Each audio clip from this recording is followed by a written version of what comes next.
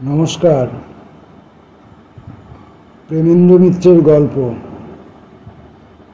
আজকের গল্প অফুরন্ত। তা যদি বলো তাহলে সব গল্পেরই আরম্ভ মাঝখান থেকে, খেয়াল মতো জোর করে হঠাৎ আরম্ভ। গল্প আমরা শুনতে চাই গোড়া থেকে, কিন্তু কোথায় গোড়া? কোথায় গল্পের সে রহস্যময় মূল অন্ধকার মাটির রহস্যময় গর্ভে? কে সেখান থেকে তাকে তুলে আনতে পারে? কে তার শাখা প্রশাখা সহস্র বাহুর সন্ধান রাখে? গল্প চলে বহু বর্ণ স্রোতের মতো অবিশ্রাম বয়ে। তার মাঝের খানিকটা ধরি মাত্র, এই ঘাট থেকে আর এক ঘাটে, ব্যাস এই পর্যন্ত। কিংবা বলতে পারো অপরূপ কোনো বয়নযন্ত্র থেকে বেরিয়ে আসছে নানা রঙের কাজ করা অফুরন্ত বনাত। আমরা মাঝখান থেকে হঠাৎ কাঁচি বসাই, কেটে আনি এক টুকরো রং বেরঙের কাপড়। বনমালী ঘোষ সেই পুরনো রংচটা দোশালাটি গায়ে দিয়ে ভাঙা দেউড়ি দিয়ে বাইরে এসে দাঁড়ায়। এই ধরো গল্পের আরম্ভ। কিন্তু সত্যি কি এই আরম্ভ? ওর আগে কি কিছু নেই? আছে বই কি। কত প্রাচীন, কত অপরূপ সেই ইতিহাস, মস্ত বড় এক পরিবারের ধ্বংসের ইতিহাস। ধীরে ধীরে একটু একটু করে, যেমন একটু একটু করে শ্যাওলা জমেছে বিশাল পুরনো চক মিলানো বাড়ির দেওয়ালে দেওয়ালে। অশ্বত্থ বট শিকড় চালিয়েছে ছাদের আলিশা বিদীর্ণ করে। ধ্বংসেরও আগে আছে তাদের উত্থানের বিচিত্র কাহিনী। তারও আগে আছে কোনো সুদূর দেশ থেকে কোনো সুদূর পূর্বপুরুষের অক্লান্ত পর্যটনের ইতিহাস। আরও এগিয়ে চলো, কত রাজ্যের উত্থান পতন, ভৌগোলিক কত ঘটনার ভেতর দিয়ে চলে গেছে অস্পষ্ট গল্পের সূত্র সুদূর অতীতের অন্ধকারে। তবু আরম্ভ করতে হলো বনমালী ঘোষকে নিয়ে। প্রৌঢ় প্রবীণ বনমালী, প্রাচীন এই অভিজাত বংশের বুঝি শেষ প্রতিনিধি। তার খড়গের মতো ধারালো উন্নত নাসিকায়, তার কপালের বিশালতায়, তার দেহের ঋজু সুঠাম ভঙ্গিতে, তার চোখের অনন্য সাধারণ দৃষ্টিতে আভিজাত্যের অভ্রান্ত ছাপ। গভীর শোক সেই ছাপ একটু রূঢ় করে তুলেছে বুঝি। বার্ধক্য তাকে কিন্তু পরিণত করেছে। অমোঘ জীর্ণতার রেখায় দিয়েছে দুর্লভ ব্যঞ্জনা। আর দারিদ্র্যও তাকে মুছে ফেলতে পারেনি, ম্লান করেছে মাত্র। ম্লান করেছে পুরনো রংচটা ওই দোশালার মতো। এই বনমালীকে নিয়ে গল্পের আরম্ভ, জোর করে খেয়াল মতো আরম্ভ। মাঘ মাসে এক কুয়াশা ঢাকা সকালবেলা বিশাল ভগ্নপ্রায় প্রাচীন জনহীন প্রাসাদের ভেতর থেকে বনমালী ঘোষ দোশালাটি গায়ে দিয়ে এসে দাঁড়িয়েছে। কুয়াশায় সমস্ত আচ্ছন্ন বিশাল প্রাসাদ তার ভেতর থেকে অস্পষ্ট হয়ে এসেছে। বনমালীকে মনে হয় যেন অশরীরী ছায়া, যেন ওই প্রাচীন পরিত্যক্ত পুরী থেকে অতীতের কোনো প্রেত মূর্তি ভোরের আলোয় বেরিয়ে এসেছে।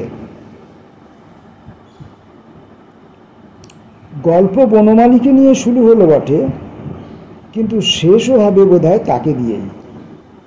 অতীতের অন্ধকার থেকে ক্রমবিবর্ধমান ধারায় যে কাহিনীর স্রোত বয়ে এসেছে, বনমালীতে এসেই বুঝি তার সমাপ্তি হলো, তারপর আর নেই। তারপর আর কিছু অন্তত দেখা যায় না। বিশাল পুরী ধীরে ধীরে জঙ্গলে ঢেকে আসছে। অন্ধকার হয়ে আসছে তার সব কক্ষ। একটি দ্বীপ শুধু জ্বলছে ম্লানভাবে, অযত্নে, মলিন প্রাচীন দ্বীপাধারে। সেটি নিভলেই সব শেষ। সেটি নিভতে আর কতক্ষণ?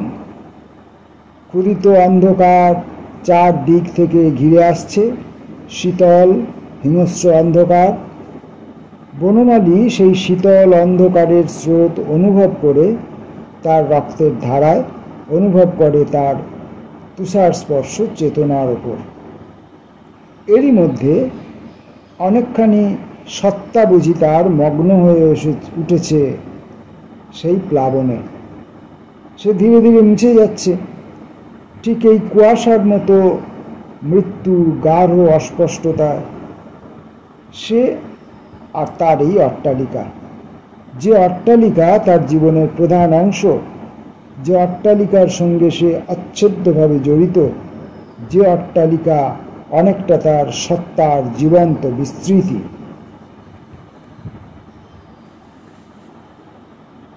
কিন্তু বনমালী এখন বুঝি নির্বিকার। আর যেন তার আসে যায় না। ব্যাকুলতা ও হতাশার শেষ সীমান্ত সে পার হয়ে এসেছে ধূসর প্রশান্ত গোধূলি সাগরে। এখানে নেই বর্ণ, এখানে নেই গতি। অক্ষুব্ধ সুদূর প্রসারিত জলরাশি মিশেছে মৃত্যুর দিগন্তে। বনমালী এখন নিরুদ্বিগ্ন মনে শেষ নির্বাপনের জন্য অপেক্ষা করতে পারে। সে অনেক কিছু দেখেছে, দুলেছে অনেক আবেগ দোলায়, কিন্তু আজ সে শান্ত, আজ সে নির্বিকার। আর তার আশা করার কিছু নেই, ভয় করবারও। ভয় সে যথেষ্ট পেয়েছিল, যুঝেছিল প্রাণপণে একদিন। সেদিন তার যৌবন আর এই প্রাচীন পরিবারের বার্ধক্য।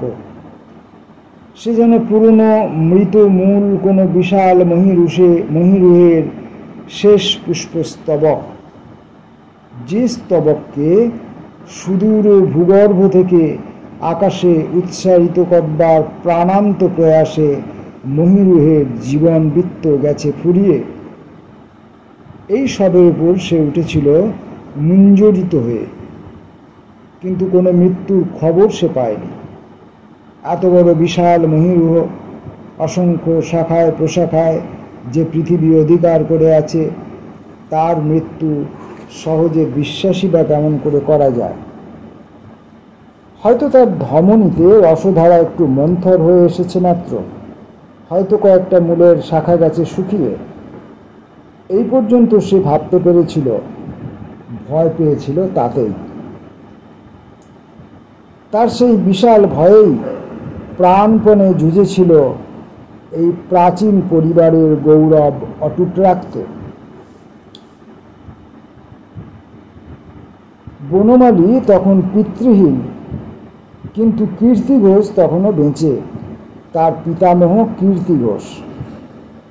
হাতির দাঁতের তৈরি বহু পুরনো মূর্তির মতো কঠিন, অমানসিক পাণ্ডুর আভা মুখে, তেমনই কঠিনতা বুঝি তার অন্তরে। তিনি ছিলেন একেবারে স্বতন্ত্র, অনধিগম্য। জীবন্ত মানুষ বলে তাকে ভাবা যেত না। জীবনের সীমা তিনি যেন পার হয়ে গেছেন, কিন্তু দখল ছাড়েননি এই জগতের। কীর্তি ঘোষই তখনও তার শীর্ণ কঙ্কাল তর্জনী তুলে সমস্ত সংসার শাসন করছেন। কোথাও কোনো ত্রুটি যেন নেই, সমস্ত সহজ, সমস্ত স্বাভাবিক। বনমালী ভাববার কিছু ছিল না, কিন্তু তবু কেমন তার ভয় হয়েছিল, কেমন যেন সন্দেহ হয়েছিল। এই বিরাট মহিরুহের কোথায় যেন ঘুণ ধরেছে। আপাত প্রতীয়মান এই অটলতা সত্য নয়, কিন্তু গলদ কোথাও আছে। রমাপতি তাদের অনেক দিনের পুরনো দেওয়ান। তাকে ডেকে সে হয়তো জিজ্ঞাসা করেছে, খুড়োমশাই, সকালে অনন্তরায় এসেছিল কেন? রমাপতি একটু হেসেছে। কেন আর, বড় কর্তার সঙ্গে অনেক দিন দেখা সাক্ষাৎ নেই। হাঁসডুবির জলায় পাখি শিকারে এসেছিল, তাই একবার প্রণাম করে গেল। কথাটায় সন্দেহ করার কিছু নেই, কিন্তু তবু বনমালীর মন কেমন যেন খুঁতখুঁত করেছে। অনন্তরায় অকারণে কাউকে প্রণাম করতে আসার লোক নয়।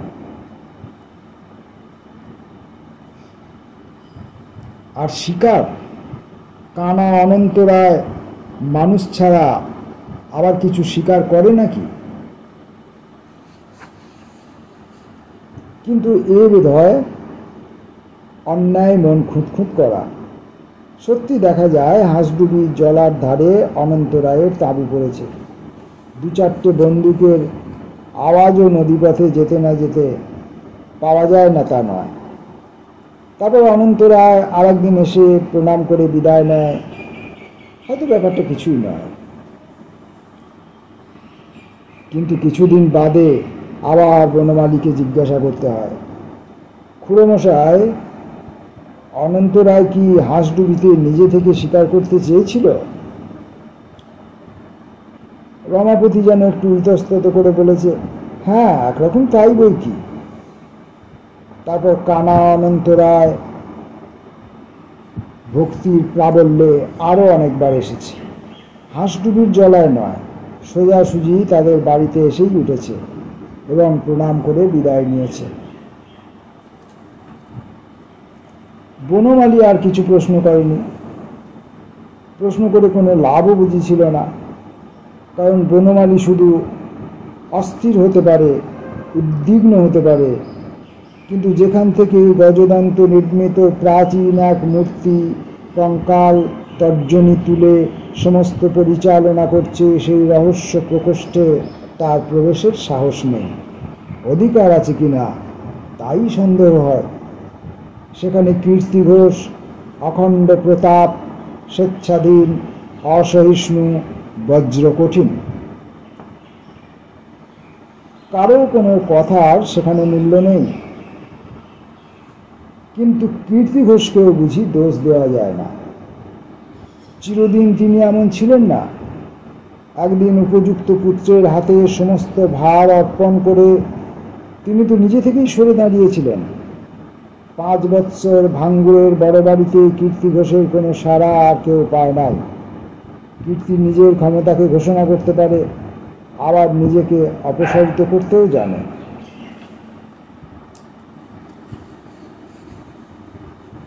তারপর বৈশাখের এক বিকালবেলা, আসন্ন কালবৈশাখীর প্রতীক্ষায় আকাশ পৃথিবী যখন থমথম করছে, হঠাৎ বড় বাড়ির সবাই সন্ত্রস্ত শশব্যস্ত হয়ে উঠেছিল। পালকি থেকে নেমেছেন স্বয়ং কীর্তি ঘোষ, শান্ত, অবিচলিত, কিন্তু ভয়ঙ্কর, কালবৈশাখীর আকাশের মতো। পাইক, পেয়াদা, বরকন্দাজ, গোমস্তা, নায়েব যেখানে যে ছিল চঞ্চল হয়ে উঠল। চঞ্চল হবার কারণ ছিল, কীর্তি ঘোষ হঠাৎ গিয়ে উঠলেন কাছারি বাড়িতে। বাড়িতে গেলেন না। গোকুল, অনেক দিনের পুরনো চাকর, এসে বললে, বাড়িতে চলুন বড় কর্তা। কীর্তি ঘোষ শুধু বললেন না। আর কেউ কিছু বলতে সাহস পেল না। কাছারি বাড়িতে ডাক পড়ল প্রথম রমাপতির। ডাকবার অবশ্য দরকার ছিল না, সবাই শশব্যস্ত হয়ে তখন সেখানেই জড়ো হয়েছে। রমাপতিকে প্রথম প্রশ্ন হলো, ধীরাজ কোথায়? আগে তিনি এখানে নেই। সে আমিও দেখতে পাচ্ছি, কিন্তু কোথায় তিনি? আগে তা তুমি বলতে পারো না। কতদিন তিনি এখানে নেই তা তো বলতে পারো? রমাপতি এবার নীরব। ধীরাজ ঘোষ পিতার কাছ থেকে বিষয়ের ভার পেয়ে বুঝি মাস 6 ভাঙুরে ছিল। মাস 6 বিষয়কর্ম দেখবার ভানও করেছিল, কিন্তু তারপর থেকে ভাঙড়ে আর তাকে দেখা যায়নি। জীবনের আদর্শ তার বুঝি আলাদা। বিষয়কর্ম নিয়ে পণ্ডশ্রম করে সে নিজেকে ক্ষয় করতে চায় না। কীর্তি ঘোষ একটু অপেক্ষা করে আবার বললেন, তাও তুমি বলতে পারো না? ভাঙড়ে কাছারিতে কবে থেকে নতুন করে মারোচা আদায় হচ্ছে তাও বোধহয় বলতে পারো না। গোবিন্দ লায়েকদের মুজরাই কেমন করে গেল তাও জানো না। 3 বছর ধরে ভাঙড় থেকে সব ভাতা, সব বরাদ্দ কেন বন্ধ হয়েছে তাও তোমার জানা নেই, কেমন? কীর্তি ঘোষের গলার স্বর কখনো চড়ে না, একটু বুঝি তীব্র হয় শুরু। রমাপতি তাতেই তখন সত্যি কাঁপছে, কিন্তু মুখে তার কথা নেই। 15 বছর তুমি ভাঙড়ে আছো না? আচ্ছা যাও। রমাপতি শুকনো মুখে বেরিয়ে গেল। সবাই তখন প্রমাদ গুনছে, এবার কার পালা কে জানে। হঠাৎ বসন্ত কারকুন নিজে থেকে এগিয়ে গেল। বলিহারি তার বুকের পাটা। কীর্তি ঘোষ মুখ তুলে তাকালেন। বসন্ত একটু বুঝি ভয় পেল, কিন্তু পিছল না। অনেকদিন সে রমাপতির তাঁবে ঘাড় নুয়ে আছে। রমাপতির মাতব্বরি আর সহ্য হয় না। এই বুঝি সুযোগ। সামান্য বাজার সরকার থেকে সে কারকুন হয়েছে, তারপরেও কি হাত বাড়ানো যায় না? কম্পিত স্বরে বসন্ত বললে, আগে আমি কিছু বলতে চাই। কীর্তি ঘোষ মৃদুস্বরে বললেন, বটে, আচ্ছা বলো। আগে আমরা শুধু হুকুমের চাকর। কীর্তি ঘোষ অসহিষ্ণুভাবে একটু ভ্রুকুঞ্চিত করলেন।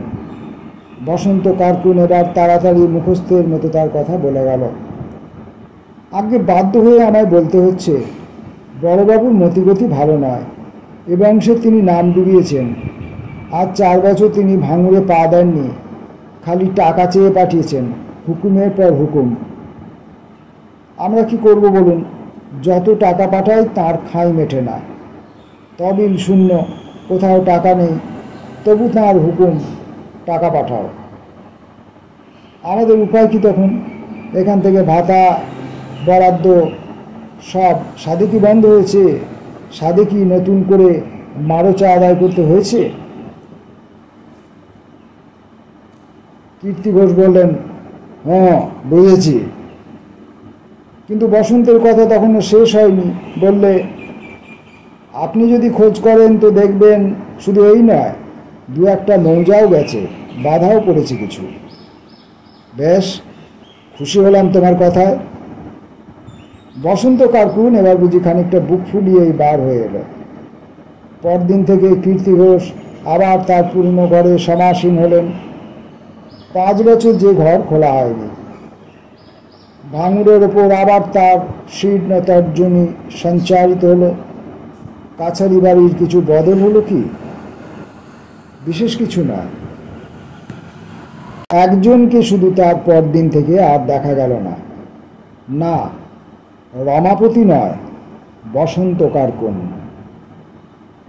1 বছরের মাইনে উপরি দিয়ে তাকে কীর্তি ঘোষ বিদায় দিয়েছেন।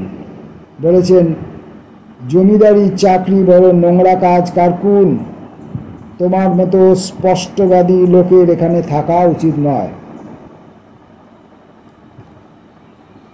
কীর্তি ঘোষ সেই থেকে স্বেচ্ছাধীন, অসহিষ্ণু, বজ্র কঠোর।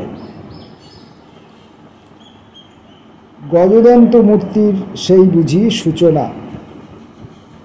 ধীরাজ ঘোষের সামান্য কিছু মাসোহারা তারপর বন্দোবস্ত হয়েছিল, কিন্তু পাওনাদারদের তাগাদা আর তার কীর্তি কোলাহল যখন ভাঙড়ের দেউড়ি পর্যন্ত পার হয়ে এলো, তখন তাও বন্ধ হলো। ধীরাজ ঘোষকে ত্যায্যপুত্র হয়ে বেশি দিন থাকতে হয়নি। একদিন চক মিলানো ভাঙড়ের রাজবাড়ি থেকে ক্রন্দন রোল উঠল অকস্মাৎ।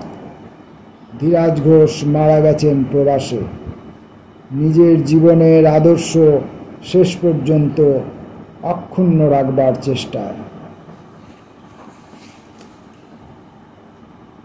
সবাই বিচলিত হলো এই শোচনীয় পরিণামে। প্রকাশ্যে ও গোপনে সবার চোখ বুঝি সরস হয়ে এলো, কিন্তু কীর্তি ঘোষ অবিচলিত। মনে হলো এ মৃত্যুও তাকে বুঝি স্পর্শ করেনি। গজদন্তের মতো কঠিন সেই মূর্তিকে। শুধু তাকে নিজের প্রকোষ্ঠের বাইরে আর কেউ তারপর দেখেনি। সে বোধহয় বার্ধক্যের দরুন। সেই নিভৃত অন্ধকার ঘর থেকে তাঁর শাসনে কোনো শিথিলতা কিন্তু দেখা যায়নি, কোনো ত্রুটি তাঁর ব্যবস্থায়। ভাঙ্গুরের সমস্ত ঠাট বজায় তিনি রেখেছেন। দান ধ্যান পূজা পার্বণ ব্রত উৎসব সমারোহ সমস্ত চলেছে সমান মাত্রায়। শঙ্কিত আবার কোনো কিছু কারণ ছিল না। শুধু বনমালী সেদিন ভয় পেয়েছে, কেমন করে আভাস পেয়েছে দুর্দিনের। তাই তার নিজের ক্ষেত্রে যথাসাধ্য চেষ্টার সে ত্রুটি করেনি। এই প্রাচীন মুমূর্ষু বংশের শেষ প্রতিনিধি বলেই এর প্রতি তার মমতা বুঝি ছিল অত বেশি। ধুলকাঠিতে তাদের কয়লার খনি ছিল পরের জিম্মায়। পাওনা আদায় হচ্ছিল না বলে সেগুলির অন্য ব্যবস্থার কথা হচ্ছিল। বনমালীর নিজে থেকে সেগুলো চালাবার ভার চাইলে কীর্তি ঘোষ আপত্তি করলেন না। কিন্তু কিছুতেই কিছু হলো না। হঠাৎ একদিন বজ্রপাত। কীর্তি ঘোষ নিজের বংশের মহিমা বাইরে থেকে অক্ষুণ্ণ রেখে সগৌরবে একদিন তিরোহিত হলেন, এবং তারপরেই বিশাল মহীরুহ এক ফুৎকারে যেন ধুলো হয়ে গুঁড়ো হয়ে গেল। বনমালী সামান্য একটু সন্দেহ করেছিল মাত্র, কিন্তু তার কল্পনা অতদূর যায়নি। ইতিমধ্যে বিরাট মহীরুহের বাইরের খোলসটুকু ছাড়া সমস্তই ভেতর থেকে ফোঁপড়া হয়ে গেছে। কোন জাদুতে সে এতদিন খাড়া ছিল সেইটাই বিস্ময়ের ব্যাপার। পিতামহের মৃত্যুর পর হঠাৎ বনমালী জানতে পারল সে একেবারে নিঃস্ব নিঃসম্বল। কানা অনন্ত রায় অকারণে ঘটা করে প্রণাম করতে আসেনি। ভাঙড়ের চুলের টিকিটি পর্যন্ত দেনার দায়ে তার কাছে বাঁধা। তারই ঋণে ভাঙড়ের বাইরের ঠাট বুঝি এতদিন বজায় ছিল। বনমালীর সত্যকার আভিজাত্য দুর্যোগের অন্ধকারে এইবার বুঝি স্পষ্ট হয়ে উঠল। ভাগ্যকে সে নির্ভয়ে নিলে স্বীকার করে। কানা অনন্ত রায় নিজে থেকেই একবার এলো, মোলায়েম সুরে বলল, তোমাদের এত বড় বংশের বিপদের সময় একটু সাহায্য করতে পেরেছি, এতেই আমি ধন্য। তুমি সামান্য ও ঋণের কিছু ভেবো না, একরকম করে হয়ে যাবে। এখন দরকার ভালো রকম ব্যবস্থা করা। বনমালী কাছ থেকে উত্তর বা উৎসাহ কিছু না পেয়েও অনন্ত রায় থামল না। আবার বললে, শুনলাম নাকি তুমি সব বিক্রি করে ঋণ শোধ করবে মনে করেছ? ছি ছি, অমন কাজও করে? এতদিনের এত বড় জমিদারি, তার নাম পর্যন্ত যে তাহলে ডুবে যাবে, আর করে লাভই বা কি? একটু কেশে নিয়ে অনন্ত রায় এবার আসল কথায় নামল।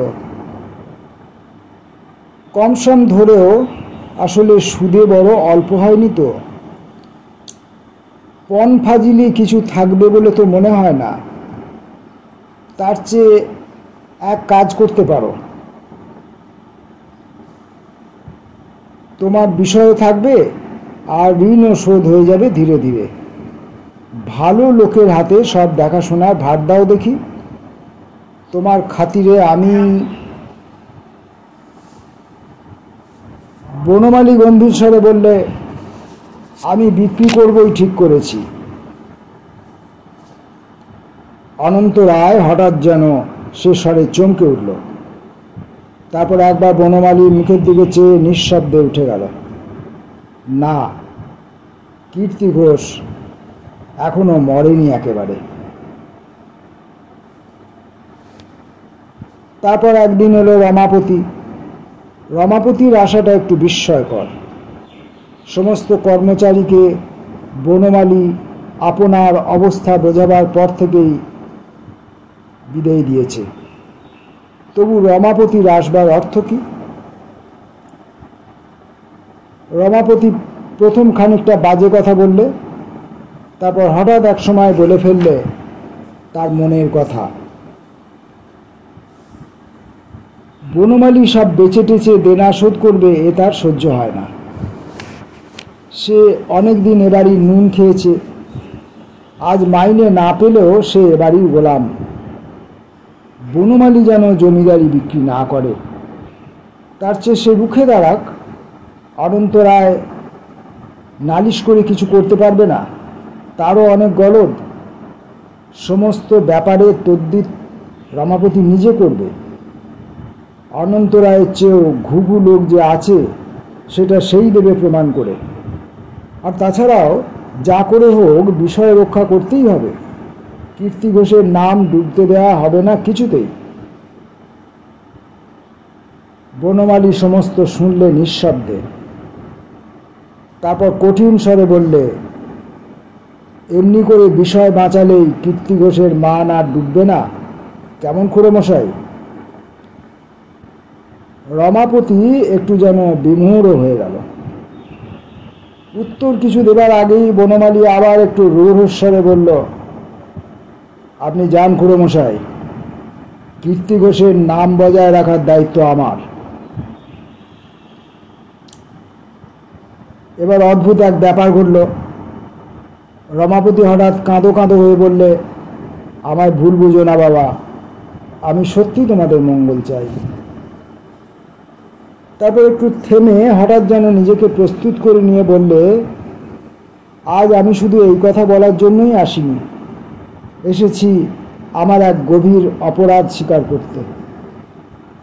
শেষ ডাকের সময় এসেছে, এখন আর অধর্ম করে যেতে পারবো না। তোমার বাবার সময় লোভে পড়ে চর সমস্তি মৌজা আমি বেনামিতে ডেকে নিয়েছিলাম, তোমাদের টাকাতেই নিয়েছিলাম। আর যাই করো সে বিষয় তোমায় নিতে হবে বাবা। একটা মাত্র ছেলে ছিল, কে জানে এই পাপের জন্যই বুঝি এক ফোঁটা একটা মেয়ে রেখে সে তো আগেই চলে গেছে। এখন সে বিষয় দিয়ে এক ফোঁটা মেয়েকে অভিশাপ দিয়ে আমি যেতে পারবো না। তোমাদের দৌলতে আমার যা আছে তাতেই চলে যাবে, চর সমস্তি তোমায় নিতে হবে বাবা। রমাপতির কথার মাঝখানে বনমালী উঠে দাঁড়িয়েছিল। তার সমস্ত মুখ রাঙা হয়ে উঠেছে। শান্ত স্বরে সে তবু বলবার চেষ্টা করলে, আপনার ভীমরতি ধরেছে খুড়োমশাই, স্থান কাল পাত্র আপনি ভুলে গেছেন, আপনি যান। রমাপতিও ভীতভাবে উঠে পড়ে বললে, কিন্তু আমিও তো সেভাবে কথা বলিনি বাবা, দোহাই তোমায়, আমায় ভুল বোঝো না।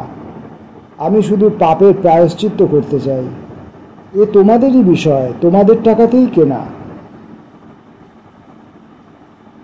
বনমালী ঈষৎ কম্পিত স্বরে বললে, হতে পারে আমাদেরই, কিন্তু এ বিষয় উচ্ছিষ্ট খুড়োমশাই। ভাঙ্গুরকে এটুকু অনুগ্রহ নাই করলেন। বনমালী ভেতরে চলে গেল। রমাপতি স্তম্ভিতভাবে সেখানেই রইল দাঁড়িয়ে। বনমালী ভাগ্যকে স্বীকার করে নিয়েছিল নির্ভয়ে, সে নুয়ে পড়েনি। কিন্তু ভাগ্যদেবতারও বুঝি পণ তাকে না নুয়ে ছাড়বে না। তার সমস্ত অহংকার ধুলোয় দেবে লুটিয়ে, তাকে নতজানু করবে। ধন গেছিল কিন্তু জন ছিল। প্রাচীন পিতৃ পিতামহের বাড়িটি মাত্র তার সম্বল, আর সামান্য কিছু অবশিষ্ট অর্থ। তাই নিয়েই সে নাতি বৃহৎ একটি পরিবারকে প্রতিষ্ঠিত করবার চেষ্টায় যুঝেছিল প্রাণপণে, কিন্তু সেখানেও হলো তার পরাজয়। সেই পরাজয়ের কাহিনী আরও করুণ, আরও মর্মান্তিক। নিয়তির সে নিদারুণ নিষ্ঠুর কাহিনী লেখা যায় না, লিখলে বিশ্বাস করা যায় না। অতিরঞ্জিত বলে মনে হয়, হতাশার বেদনার গাঢ় কালিতে অতিরঞ্জিত। ধীরে ধীরে একটি একটি করে সব কক্ষ অন্ধকার হয়ে এসেছে। দীপ নির্বাণের সেই ভয়ঙ্কর উৎসব, অন্ধকারের সেই পৈশাচিক সমারোহ, এক ঘর থেকে আর এক ঘরে সাপদ সতর্ক পায়ে মৃত্যুর সেই সঞ্চরণ, তার কাহিনী কি লেখা যায়? বনমালী বৃথায় জুঝবার চেষ্টা করেছিল, কারণ একটি কথা সে বোঝেনি, বুঝতে চায়নি। সে বোঝেনি যে বিশাল মহিরুহ সকল দিক দিয়েই নিঃস্ব হয়ে গেছে, সকল দিক দিয়ে গেছে শুকিয়ে। সেই তার শেষ পুষ্পস্তবক। সব জিনিসই বুঝি অর্ধবৃত্ত কক্ষপথে চলে, সব জিনিসই অস্ত যায় একদিন। এই প্রাচীন পরিবারেরও গোধূলিবেলায় এসেছিল বনমালী উদয়ক্ষণের আশা নিয়ে। বৃথা সে জুঝেছিল প্রদোষকে প্রভাত প্রতিপন্ন করবার জন্য। ধমনীতে তার রক্ত অনেক যুগের উৎকর্ষ সাধনায় অত্যন্ত পরিশুদ্ধ হয়ে এসেছে, অত্যন্ত পরিশুদ্ধ আর অত্যন্ত ক্ষীণ, ফিকে। সে ফিকে রক্তের উজ্জ্বলতা ত্বক ভেদ করে হয়তো দেখা যায়, কিন্তু তার গতি নেই। বেশি দূর সে রক্ত গড়ায় না। সমস্ত পৃথিবী তাকে শুষে নেবার জন্য লেলিহান হয়ে আছে। সে রক্ত এই মৃত্যু বীজাণু আকীর্ণ সংসারের বিরুদ্ধে সংগ্রাম করতে পারে না। সংগ্রাম করবার জন্য সে নয়, সে শুধু ত্বক ভেদ করে দুদণ্ডের জন্য, অপার্থিব দীপ্তিতে জ্বলবার জন্যে।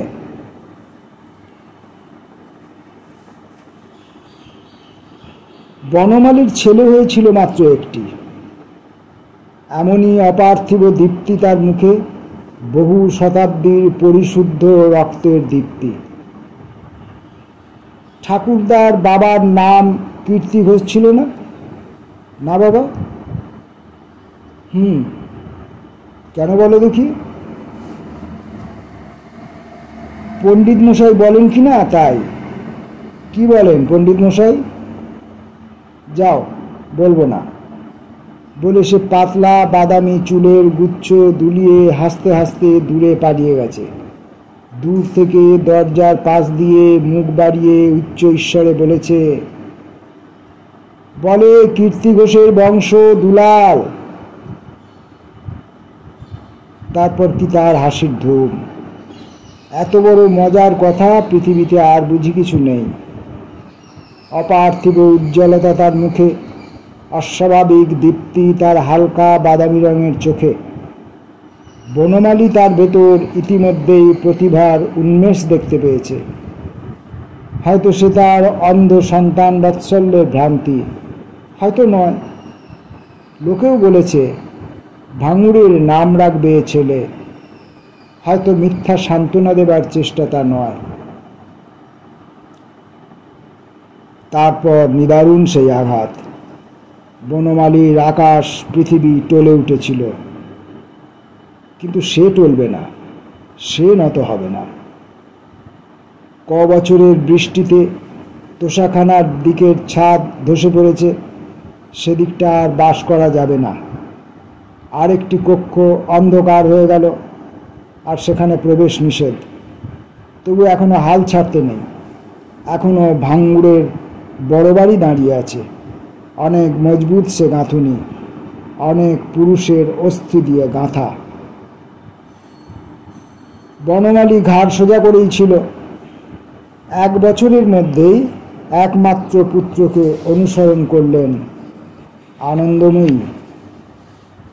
চক মিলানো বাড়ির বাইরে আনন্দময়ীকে আমরা কখনো দেখিনি, এইবার দেখলাম। শুভ্র ললাটে সিন্দুর প্রলেপ, মুখে বুঝি ম্লান একটু হাসি। এ বংশের মরীচিকা অনুধাবনের নিষ্ফলতা তিনি যেন উপলব্ধি করে গেছেন।